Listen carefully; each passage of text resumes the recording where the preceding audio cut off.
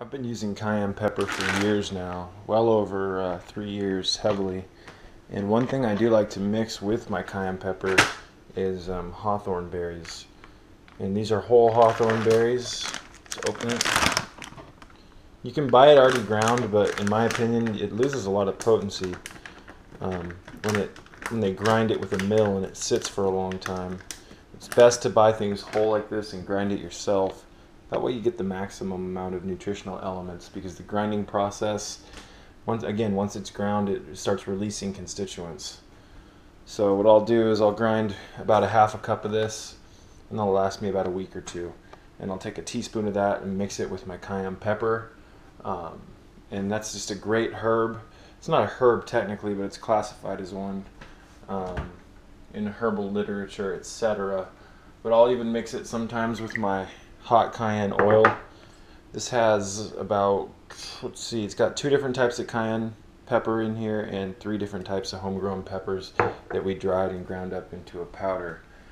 And here in California we grow Scotch Bonnets, Carolina Reapers, ghost peppers, you name it, different habaneros.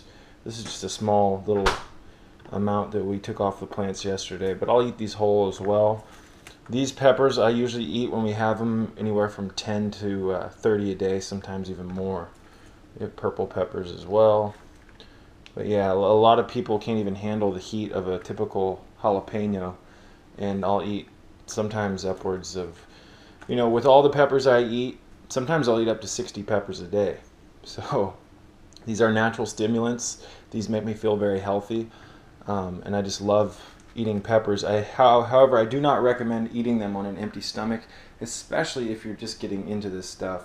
If you're interested in using cayenne pepper or any pepper medicinally and you haven't done so yet, and you have no experience with it, I recommend getting yourself some typical store-bought cayenne pepper, such as this. Make sure it's organic, and start off with 1/4 of a teaspoon and about 3 to 4 ounces of warm water. Let that sit for about 5 to 20 minutes and then drink it. You want to drink it when it's warm, and you want to swish it in your mouth. So I'll even put cayenne pepper on these tomatoes. I'll cut them up and sprinkle cayenne pepper powder all over the tomatoes. This right here is 160,000 heat unit cayenne pepper from India. This is raw. It hasn't been cooked like many of the cayenne peppers on the market. What they'll do is they'll take cayenne, grind it up, press it into a brick, and then fire it at a high heat, and then they'll crack it and crush it into a powder. So, I'm not saying that those types of cayenne pepper aren't good for you, because they are, but compared to the raw stuff, it comes nowhere near the potency or healing power. And this is, my friend Dave gave me this down the street. These are 6 of his different hot peppers, including Fatali's, Habaneros, and Scotch Bonnets, and he grinds it up into a powder and then packages them in these little packets. So I'm going to drink these as tea later on. He has a 30-year-old pepper plant that he's had for 30 years. Very, very cool stuff. He gave me these. Can't remember exactly what these are, but these taste like habaneros mixed with Fatali peppers, and these are super hot. These will make your mouth numb if you're not used to eating peppers. I can eat them whole, but most people cannot. Got some sprouts going here. This is alfalfa. No, not alfalfa. This is fenugreek, crimson clover, and radish. And I like to eat sprouts every day. I put these on veggie sandwiches. It's great stuff to have on hand. This is live food, and you're going to get ripped off if you buy sprouts at the store. I don't recommend doing it. Make it at home. A lot of this stuff can be done at home for a fraction of the price. So let's see. The rest of my cayenne pepper collection is in my vehicle right now, but I have just multiple jars of different varieties of cayenne, because I do like consuming it, and I'm going to start making more habanero powder soon. I think we might have some left in the cupboard. Yes. This is ghost pepper powder that we made from homegrown peppers.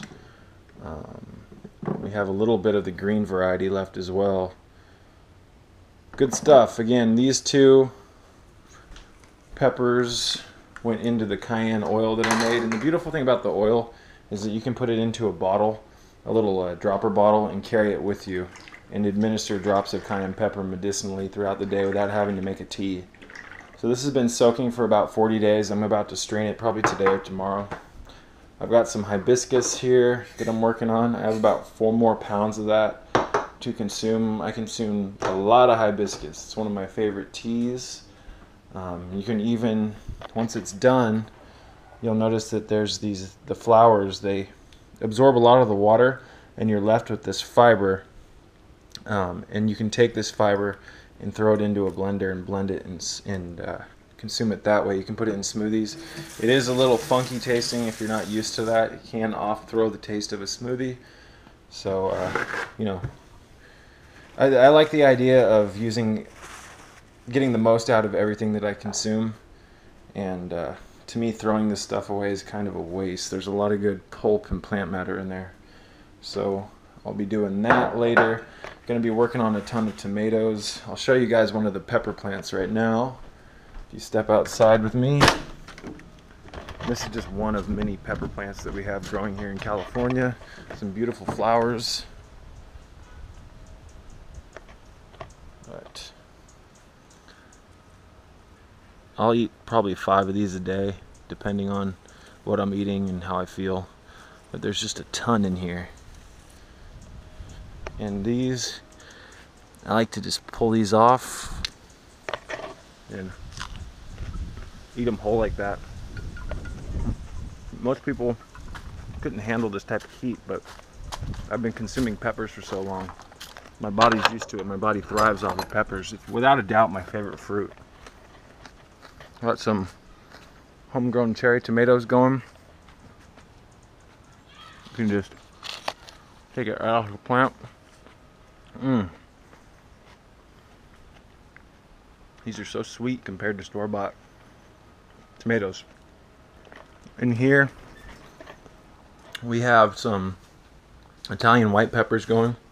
These are great to ferment. We got more peppers going. These aren't red yet, but I mean, you can see just the massive amount of peppers that these plants produce. These are super hot. And again, I like to just eat it right off the plant, man. So, got tea going right here. More cherry tomatoes. There we go.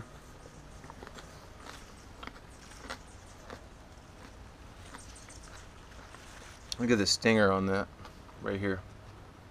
These are beautiful peppers. So yeah.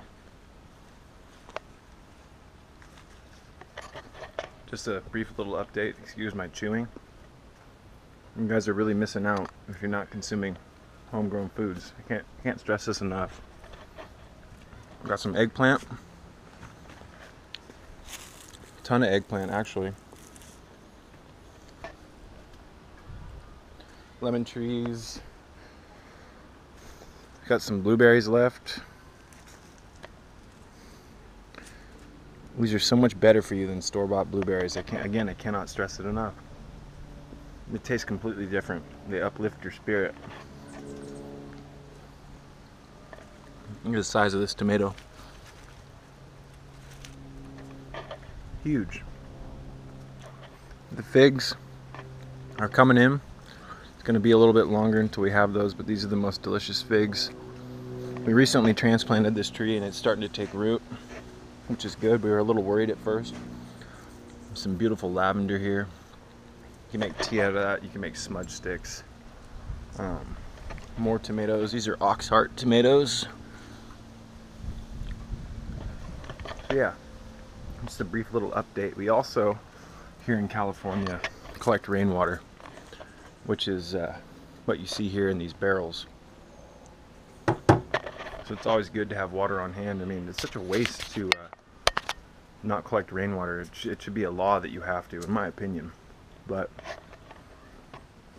yeah, this one actually looks ready right here. I'll pull that one off. I'll eat that later. More cherry tomatoes. So yeah. Lunabug. Lunabug. Where are you taking me? Almost all the apples on the tree are gone. I really didn't consume as many as I should have this year. That's okay. Next year's right around the corner. Gigantic tomatoes, my friends. Gigantic. Have even more over here. I wish I could send you guys some of these, but we ended up using pretty much all of them. Garlic powder. Been trying to stay away from garlic for the most part, but I do still consume it. But my battery's about to die. One little tip before I wrap it up. I recommend experimenting with Spring Dragon Longevity Tea. This is a gynostemma tea. This is very good for you. They take an extract of 5 other herbs, turn it into a syrup, and then dump it over the leaves. And probably the most powerful store-bought tea that you can consume. Most of the teas on the market at the supermarkets, etc., they're not extracted. They're just loose herbs. So I favor extraction over just consuming loose herbs because you get much more out of it. So on behalf of this channel, peace be with you.